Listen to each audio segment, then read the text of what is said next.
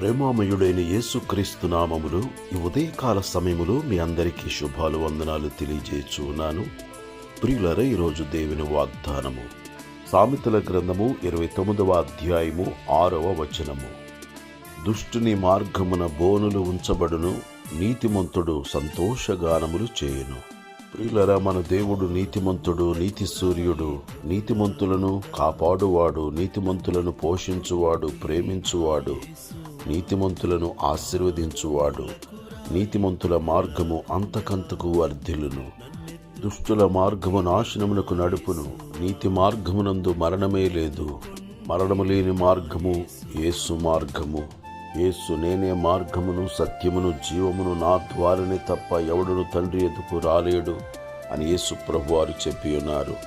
ఆ మార్గమే శాంతి మార్గము, మోక్ష మార్గము, మేలు కలుగుజేయు మార్గము, సమాధాన మార్గము. ప్రతి ఒక్కరూ యేసుక్రీస్తునందు విశ్వాసముంచి యేసు రక్తము చేత కడుగుబడి నీతిమంతులుగా మార్చబడి నీతి మార్గమందు నడుచుదురుగాక. నీతి మార్గమునందు నడుచుకొనుచు అనేకులను ఈ నీతి మార్గము వైపు ఎవరు మళ్లించుదురో వారు నిరంతరము ప్రకాశించు నక్షత్రముల వలె ఉంటారని దేవుని వాక్యము సెలవిచ్చుచున్నది. ప్రియులారా, నీతిమంతులు ఆనందగానములు చేయుదురు. మనమందరమును నీతివంతులుగా జీవిస్తూ ఇహపర సంబంధమైన ఆశీర్వాదములను పొందుకొని ఆనందభరితులమై ఆనందగానములు చేయుదుముగాక. దేవుడి మాటలు మన కొరకు దీవించునుగాక. ఆమేన్. ప్రియులారా, ఈ వాగ్దానమును దేవుడు మన జీవితములో నెరవేర్చునుగాక. ప్రార్థన చేసుకుందాం.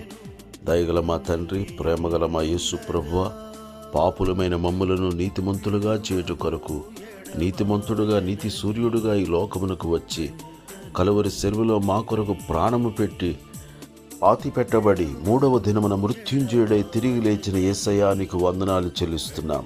మమ్మలను నీతిమంతులుగా చేయుట కొరకు తిరిగి లేచిన విజయవీరుడా, నీకు స్తోత్రములు.